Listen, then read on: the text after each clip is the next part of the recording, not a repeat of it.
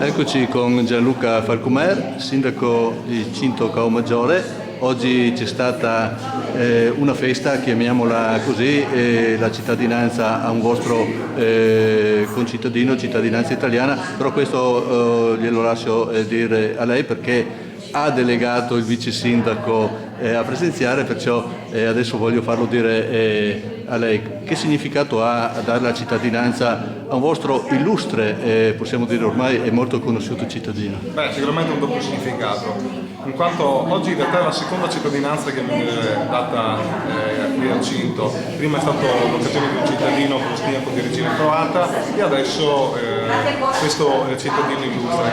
Dare la cittadinanza per noi è un atto fondamentale. Per me, tante volte che in questi anni, in quest'ultimo anno ho appunto recepito il giuramento e messo a verbale l'atto del ministro, ho sempre visto negli occhi di chi recepiva la cittadinanza forte emozione. Questo mi ha fatto pensare, mettere in discussione spesso il livello di disagio che si prova a essere italiani se si leggono commenti, se si va al bar, sappiamo esattamente di cosa parlo, c'è un forte disagio nel sentirsi italiano con tutta una serie di significati che questo porta. Vedere negli occhi di questi nuovi cittadini cinesi, in questo caso marocchino, croato, bosniaco, ecco, stupisce questo aspetto ed essere partecipe di questo evento sicuramente fa emozionare. A volte mi sento fin troppo fortunato a essere presente. Facciamo il nome Nanji Bouassib, se l'ho pronunciato bene.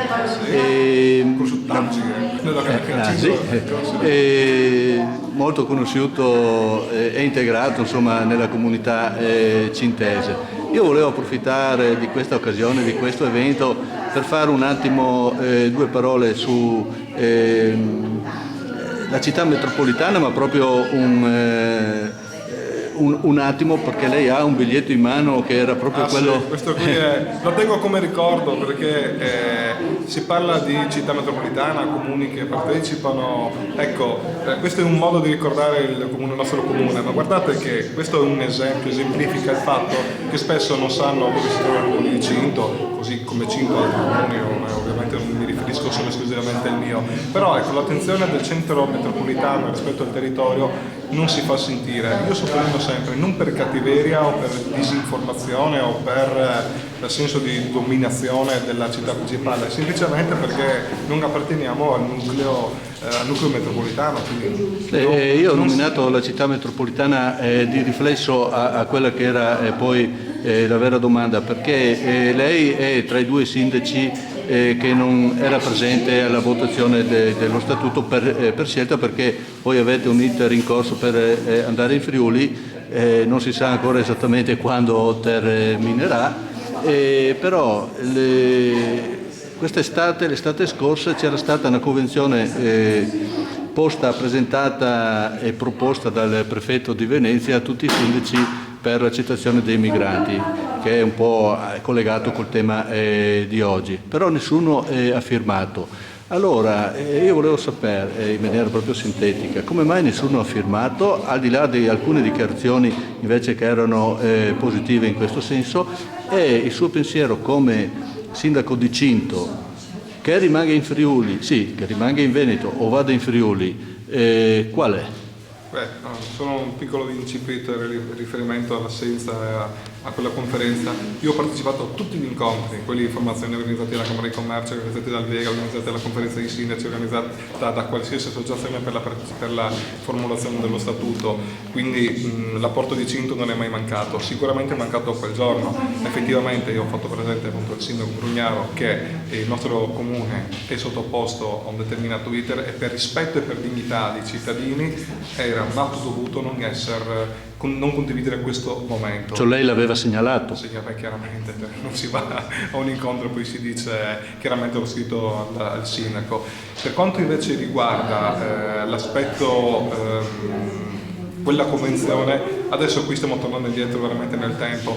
C'era stata sicuramente una contestazione di quella formula, in particolare il ruolo dei comuni, adesso vado un po' a memoria, era quello il discrimine per cui molti comuni non hanno aderito il comune era troppo protagonista dell'attività, mentre si premiava, diciamo, una gestione cooperativa e privata. I comuni appunto quella volta non avevano molto chiaro, credo, tutta la cosa, perché nel momento in cui i media, la stampa davano veramente una quantità di informazioni spesso esagerate, spesso non precise, creava appunto un'aspettativa, creava ansia e sicuramente poca chiarezza da parte dei comuni rispetto a questo tema, e non credo che però le istituzioni siano state in grado di risolvere.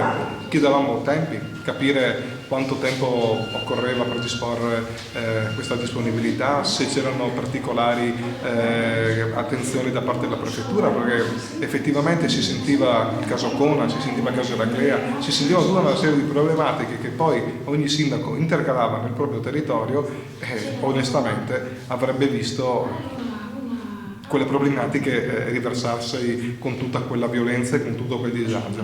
Quindi non c'è stata, a mio avviso, una buona attività da parte dell'istituzione. Spiegato il no, adesso calandosi sulla situazione attuale, che è ancora sempre in prima pagina come problema, lei è per l'accoglienza, per un numero chiuso, questa apertura o chiusura delle frontiere che alcuni vogliono fare, come la vede in maniera sintetica? Io sono contrario alla chiusura delle frontiere, tutto e per tutto.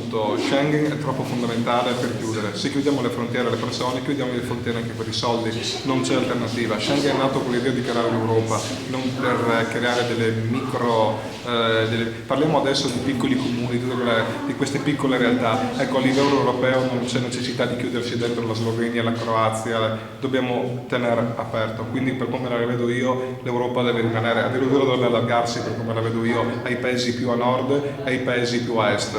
Quindi il concetto di Europa parte dalla possibilità dei cittadini di transitare liberamente e senza nessun ostacolo per lungo i confini. Manca la politica europea sulla migrazione, mi pare che sia palese a tutti, infatti ognuno sta facendo quello che vuole e questo mi desta preoccupazione. Non sarà Cinto o Portogruaro o la città metropolitana di Venezia a risolvere il problema dell'immigrazione. Io chiedo serietà da parte delle istituzioni, chiedere collaborazioni a noi, i primi cittadini e alle nostre comunità deve essere una conseguenza di una scelta dall'alto ponderata e condivisa. Io non do collaborazione se non ci sono chiare indicazioni da parte del Ministero. Le lettere della prefettura non bastano. Io voglio che ci sia una chiarezza, quella che manca. Allora possiamo proprio in ultima battuta, l'ultima analisi, mi sembra anche di aver capito dalle sue parole che lei assolve i comuni perché i sindaci insomma non hanno colpe in questo disegno, non è ben chiaro anche qual è... Io posso rispondere qual è la mia idea intorno alla problematica. Se altri sindaci lo fanno per altre scelte, per altre considerazioni, questo non lo posso sapere. Sicuramente nel Veneto orientale le posizioni sono le più diversificate,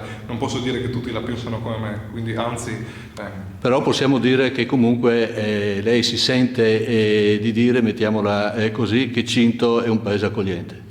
Cinto è accogliente, abbiamo fatto 2 cittadinanze, abbiamo una comunità di residenti non nati qui che è molto attiva e sta dando una mano al paese. Effettivamente Cinto non è un comune di immigrazione, forse qui è più semplice parlare di immigrazione perché i comuni con Termini, quelli che hanno avuto uno sviluppo industriale, hanno avuto molti più immigrati e probabilmente anche più problemi perché parlando almeno a livello di servizi sociali so che ci sono delle difficoltà. Cinto a mio avviso non fa testo diciamo in una visione veneta industriale. Siamo un piccolo comune di campagna che nonostante tutto convive bene con tutti i cittadini che risiedono. Mi è venuto in mente una cosa, è contento del suo operato di sindaco fino adesso? Perché io lo sento e lo vedo sempre molto appassionato nel relazionare e nel spiegare le proprie convinzioni. C'è stato qualche delusione o quello che ha lottato e combattuto fino adesso le dà la soddisfazione di andare avanti? Io dico sempre una cosa, sono soddisfatto della squadra con cui lavoro ed è quello la forza che mi dà di affrontare qualsiasi problema. Problemi ce ne sono tanti, però se si è una buona squadra si può risolvere e affrontare qualsiasi tipo di problema. In carenza di questa forse è meglio far altro. Grazie.